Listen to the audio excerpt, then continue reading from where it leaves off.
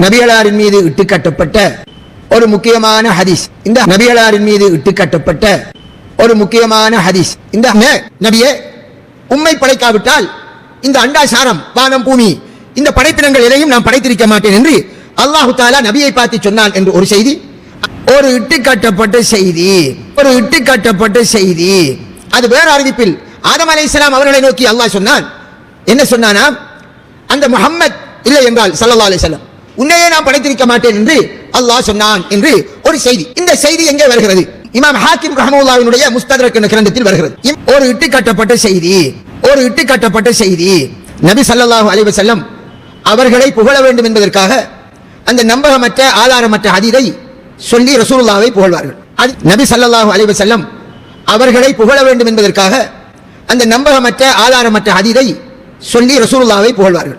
ஆதம் அலைஹிஸ்ஸலாம் தப்பு செஞ்சார், நம்ம எல்லாருக்கும் தெரியும். அப்ப அவர் என்ன செய்யறாரு? அல்லாஹ்விடத்தில் மன்னிப்பு கேட்கிறார்.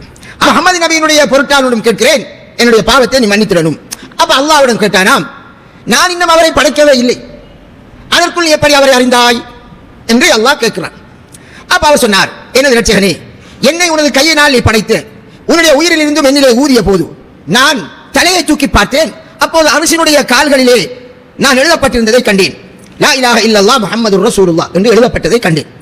அப்போது நான் உணர்ந்து கொண்டேன், உன்னுடைய பெயரோடு நீ இன்னொருவருடைய பெயரை இணைப்பதாக இருந்தால், லா இலாஹ இல்லல்லாஹ் அது அல்லாஹ்வோடு சம்பந்தப்பட்டது, முஹம்மதுர் ரசூலுல்லாஹ் முஹம்மது நபி அங்கே வரார், அப்படி இணைப்பதாக இருந்தால் உன்னிடத்தில் மிகவும் விருப்பமான ஒருவருடைய பெயரை தான் நீ இணைப்பாய். ஆனால் தான் நான் அந்த முஹம்மதின் பொருட்டால் என்று நான் உன்னிடம் என்னுடைய பாவத்தை மன்னிக்க கேட்கிறேன் என்ற விடயத்தை அவர் அப்போது சொன்னார்.